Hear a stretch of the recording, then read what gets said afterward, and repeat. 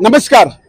आज वसई खोपवाडी ह्या गावात जाणारा पारंपरिक रस्ता, जुना रस्ता जो होता तो रस्ता आता गावाचे जे घर आहेत त्या घरावरून त्यांनी दाखवलेला आहे। जुना रस्ता बदलून फक्त बिल्डरांचा सपोर्ट कसा करता येईल ह्या माध्यमातूनच त्यांनी तो रस्ता बदललेला आहे असं गावकऱ्यांचं आणि सगळ्यांचं म्हणणं आहे। त्याबद्दल परवा दिवशी 2 दिवसा अगोदर ह्या लोकांनी गावात आंदोलन केलेलं, परंतु आंदोलन करून देखील महानगरपालिका अजून काहीच करत नाही। त्यामुळे त्यांनी शेवटी आपलं जे श्रद्धास्थान आहे ह्या वसईतलं श्रद्धास्थान मिलाग्री क्रॉस ह्या ठिकाणी आपल्या भावना देवापर्यंत कशा पोहोचवता येतील आणि देवानी त्यांना सुबुद्धी द्यावी आणि ह्याच्यात परिवर्तन घडून यावं यासाठी हे सगळे महिला पुरुष एकत्र जमलेले आहेत। आज गावातील काही महिला काय सांगत आहेत ते आपण ऐकूया। आम्ही ग्रामस्थ सगळे आज एकत्र आलेलो आहोत। आमच्या गावातील जो पारंपरिक रस्ता आहे, जो कितीतरी म्हणजे वर्षांपूर्वी 100 पेक्षा जास्त वर्षांपूर्वी हा पूर्वनियोजित रस्ता होता आणि आज आम्हाला त्याचं म्हणजे स्वरूप वेगळं होताना दिसते। जे रचनाकार आहेत, नगर रचनाकार, आज आमच्या पूर्वजांनी बांधलेली ही घरं आहेत आणि हे जे आमचं गावाचं जे स्वरूप आहे ते आता कुठेतरी त्याला त्या संस्कृतीला तडा जातोय आणि हे आमचे सगळे गावकरी, आमचे जे गावकरी परदेशी आहेत त्यांनीही आम्हाला याच्यासाठी सांगितलेलं आहे की आपल्या गावाचं जे गावपण आहे ते आपलं राहिलं पाहिजे आणि रस्ता हा आमचा हक्काचा आहे, तो आम्हाला मिळालाच पाहिजे। तर इथे जे रचनाकार किंवा आयुक्त जे कोणी आहेत तर त्यांनी या सर्व ग्रामस्थांच्या भावनांचाही विचार करावा आणि आम्हाला जो आमचा हक्क आणि आमचा अधिकार आहे तो मिळावा अशी या सगळ्या आमच्या भगिनी आणि बंधू आहेत त्यांच्यातर्फे मी त्यांना विनवणी करते। आणि आज आम्ही आमच्या मिलाग्री माऊलीकडे मध्यस्थी केलेली आहे, तर आम्हाला आमच्या हक्काचा जो रस्ता आहे तो मिळावा अशी आम्ही विनंती करतो। तुम्ही आता माऊलीकडे काय घराणं केलं, काय सांगितलं? आम्ही माऊलीकडे घराणं केलं की राजकारणाला माऊलीने चांगली सुबुद्धी द्यावी आणि जो पूर्वनियोजित रस्ता होता तो फक्त एका बिल्डिंग साठी बदलून आमची जी जुनी घरं आहेत, 1-2 नाही तर बरीच घरं, आमचा गावकीचा क्रॉस, किती वर्षापूर्वीचा हा क्रॉस हा देखील त्या रस्त्याखाली जात आहे। तर हा रस्ता त्याकडून जात आहे आणि हा रस्ता इथून न जाता जो त्यांचं पूर्वीचं नियोजन होतं त्याप्रमाणे तिथून जो रस्ता जावा, एका बिल्डिंग साठी हे त्यांनी आमच्या घरावर कुऱ्हाड मारू नये ही आमची इच्छा आहे। माझं नाव लीना अँथनी गोन्साल्विस, खोपवाडी आलमोदरवाडी ह्या गावामध्ये मी रहिवासी आहे आणि माझ्या लग्नाला 39 वर्ष झालेली आहेत।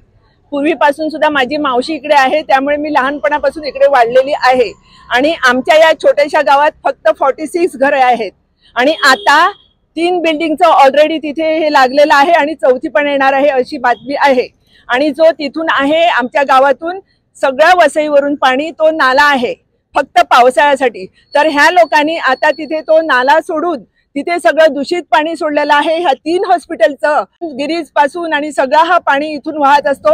हा फक्त पावसाळी नाला आहे, तर सगळं दूषित पाणी हे सोडलेलं आहे आणि 12ही महिने हे पाणी वाहत असतं आणि आमच्या नागरिकांना ह्याचा खूप त्रास आहे, मच्छर आहे, आमची लहान मुलं वाढत आहेत आणि आमच्या प्रकृतीवर सगळा परिणाम होत आहे।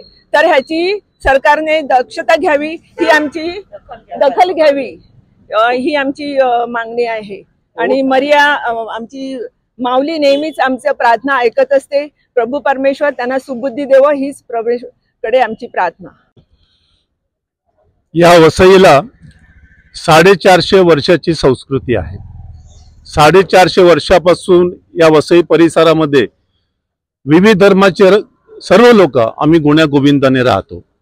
हे जे रस्त्याचा उल्लेख या ठिकाणी झाला, हा तुम्ही जर 100 वर्ष मागे गेला तर सगळ्या मातीच्या बीदी होत्या आणि त्यांचं त्यानंतर काँक्रिटीकरण झालं किंवा डांबरीकरण झालं आणि मागच्या म्हणजे आमचे पूर्वजांपासून जर विचार केला तर 450 वर्षापासून हे सगळे बीदी पूर्वापार चालू आहेत।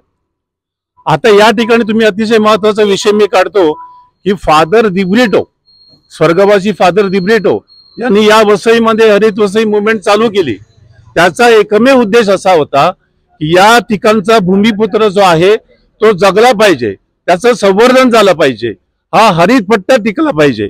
आणि तुम्ही जर आता वातावरणाचा विचार जर केला, जे भौगोलिक परिस्थिती या सगळी ज्या ठिकाणी बदलत आहे, या भौगोलिक परिस्थितीचा आणि वातावरणाचा विचार केला तर हा आमचा संपूर्ण ग्रीन पट्टा या वसई तालुक्यासाठी फुफ्फुस आहेत, लंग्स आहेत. आणि हे टिकवणं हे आमचंच नाही, ते आमच्या सर्वांची गरज आहे. या ठिकाणी आम्ही सर्वसामान्य माणसं म्हणून हजर आहोत की या सर्वसामान्यांची जी ओरड आहे, जो आवाज आहे, हा राजकीय लोकांपर्यंत किंवा आपले जे सामाजिक किंवा राजकीय इथले लोकल पुढारी आहेत यांच्यापर्यंत जात नाहीत. कारण का हे सर्व लोक जी आहेत, ही सर्व लोक पैशाने भ्रष्टाचाराने बरबटलेले आहेत.